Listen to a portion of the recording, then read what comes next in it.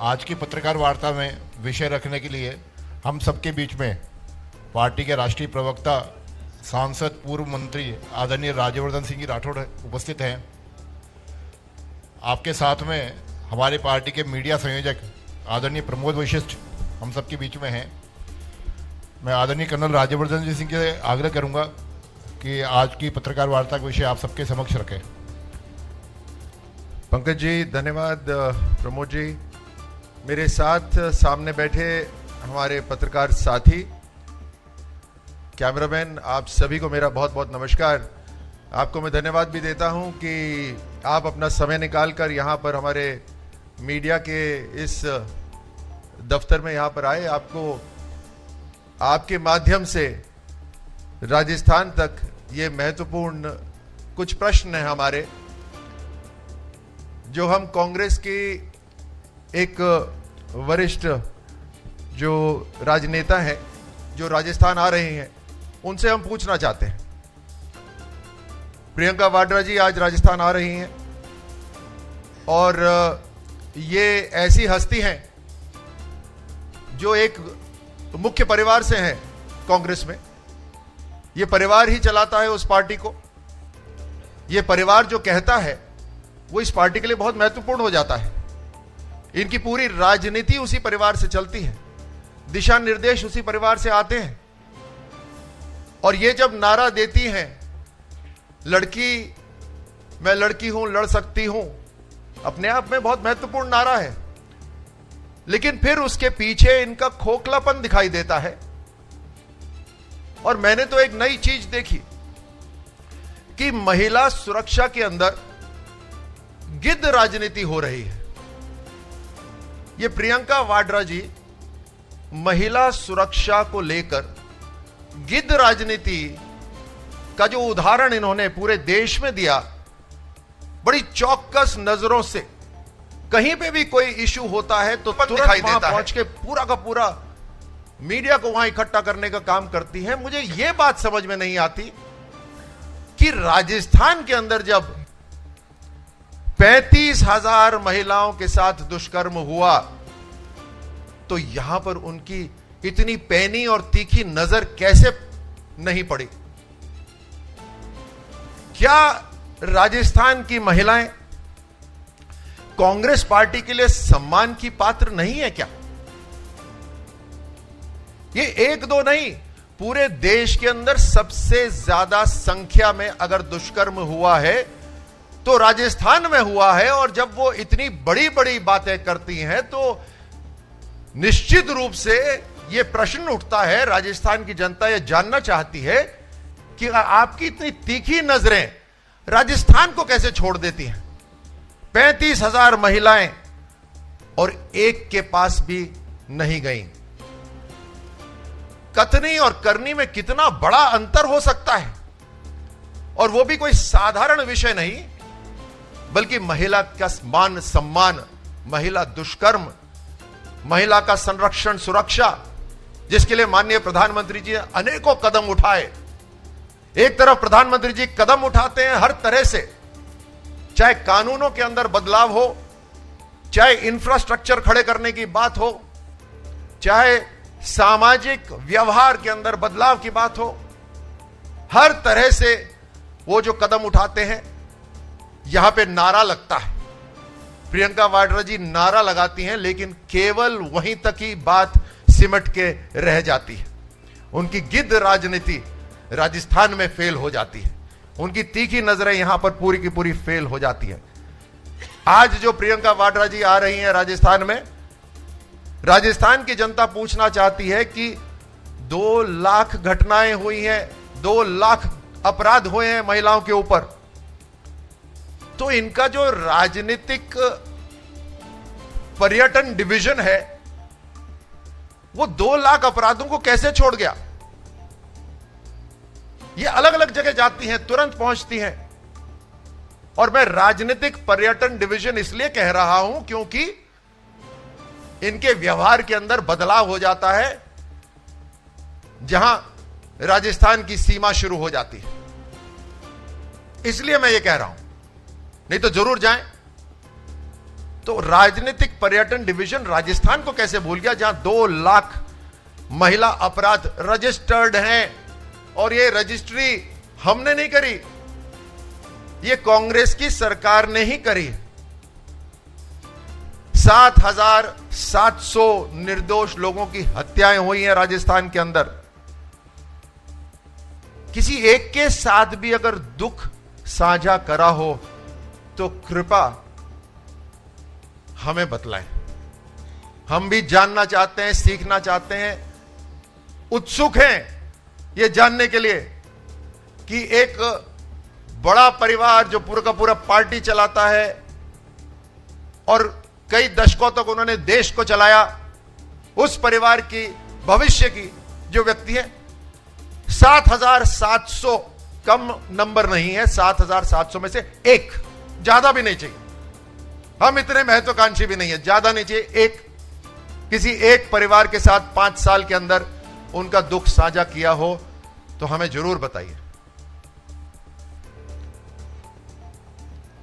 इनके भाई हैं, थोड़ा उनसे भी पूछ लीजिए, भैया जो 10 दिन का आपने वादा करा था, वो गिनती अभी 1700 दिन तक पहुंच गई है।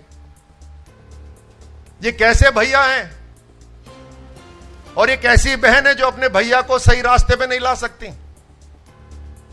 7 दिन का 10 दिन का वादा करके जो गए, आज 1700 दिन हो गए हैं।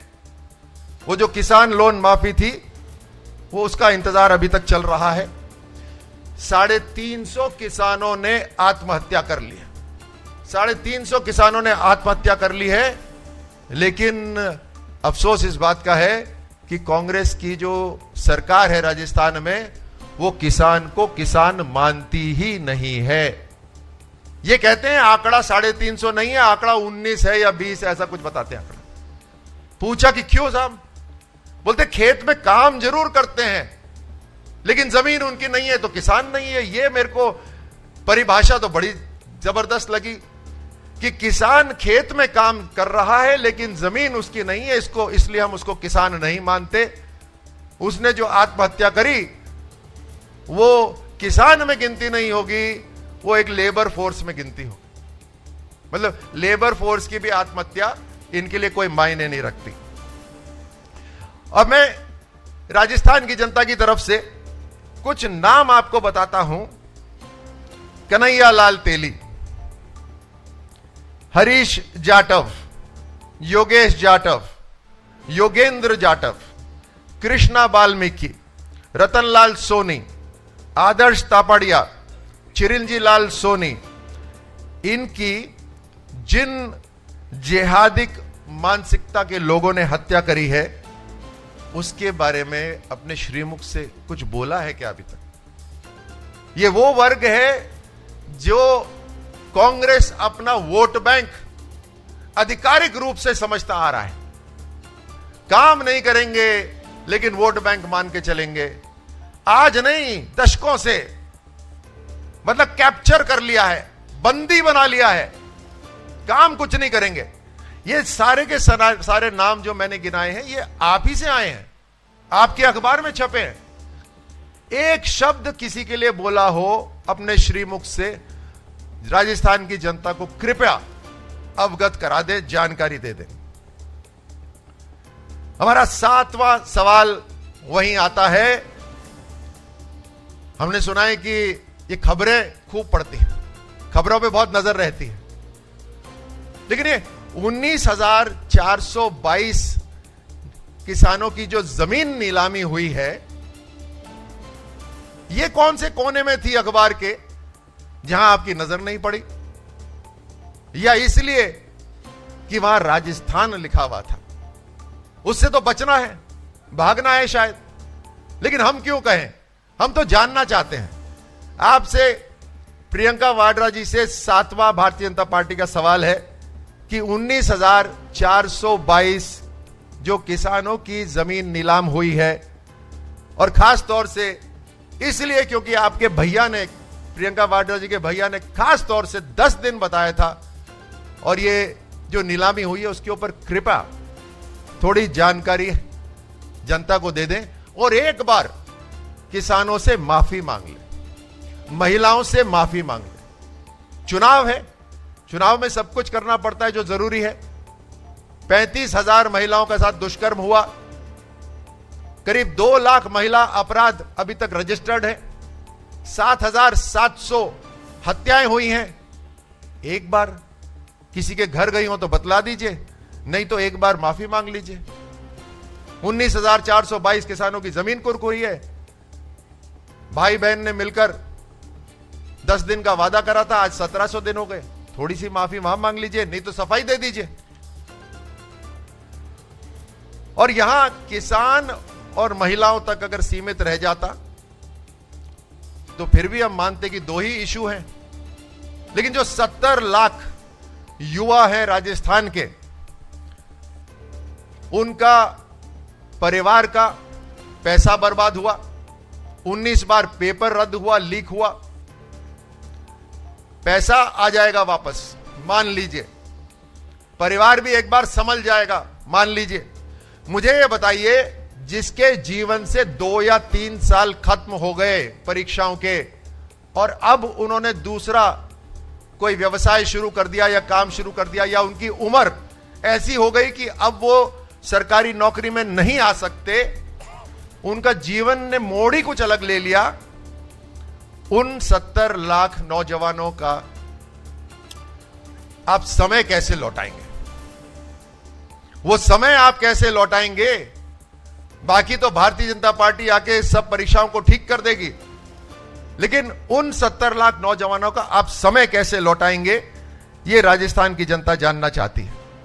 और खास तौर से जो आरपीएससी है, जो प्रमाणिक संस्था है, उसके अंदर राजनीतिक नियुक्ति जो हुई है, जैसे बाबूलाल कटारा जी और अन्य लोग जो पूरी की पूरी तरह से लिप्त हैं लाखों रुपए लेने में, उस अपराध की जिम्मेदारी कौन लेगा? पेपर रद्द करे, पेपर लीक करे, इंटरनेट भी बंद रख के रखा, फिर उसके ऊपर से पेपर लीक कराए, और फिर आपके जो अपॉइंटीज हैं, पॉलिटिकल अपॉइंटीज, वो पॉलिटिकल अपॉइंटीज खुद पैसा ले रहे हैं। हम जानना चाहते हैं ये चेन कहां तक जा रही है? भाई आखिरकार अगर आप ही ने अपॉइंट करा है तो कुछ सोच समझ के करा होगा, तो फुल स्टॉप वहां तो नहीं हो रहा। अगर वहां पे फुल स्टॉप नहीं हो रहा, तो ये जो पाइपलाइन है आरपीएससी से, ये पाइपलाइन किस किस के घर पे जा रही है, ये जरा राजस्थान की जनता को बतला दीजिए। अच्छा, एक और बड़ी जबरदस्त चीज हो रही है। कांग्रेस सरकार में आते ही इनके परिवार वाले बड़े बुद्धिमान हो गए। यही वो हैं जो इम्तिहान, इंटरव्यू ऐसा पास करते हैं जैसा टॉपर भी नहीं कर सकता। रिटर्न में नंबर कम है, ये इत्तेफाक आप देखिए, रिटर्न में नंबर कम है, और एक नहीं 4-4, 5-5 है, लेकिन इंटरव्यू में ऐसे माशाअल्लाह है, क्या जबरदस्त है कि हर तरह से उत्तीर्ण है। ये कौन सी एकेडमी है? और इस एकेडमी के प्रोफेसर क्या अशोक गहलोत साहब हैं? ये बड़ी खास एक एकेडमी है जिसके अंदर बहुत विशेष ट्रेनिंग मिलती है, जहां एक ही परिवार के लोग, रिटर्न में नंबर कम हो उसके बावजूद भी इंटरव्यू में नंबर बहुत शानदार आते हैं। इस एकेडमी का हमें पता चाहिए, और हम जानना चाहते हैं उसके प्रोफेसर के अशोक गहलोत साहब हैं। ये जरा राजस्थान की जनता को बतला दीजिए। बेरोजगार भी कांग्रेस की तरफ और प्रियंका वाड्रा जी की तरफ देख रहे हैं कि जो बेरोजगारी भत्ते का आपने घोषणा करी थी, और फिर चुनाव जीतने के बाद उसके अंदर अलग अलग शर्तें डाल दी थी, आप कृपया राजस्थान को बता दीजिए कि अभी तक पिछले 5 साल के अंदर कितने बेरोजगारों को बेरोजगारी भत्ता दिया? एक संख्या बता दीजिए जो प्रमाणिक और सही हो।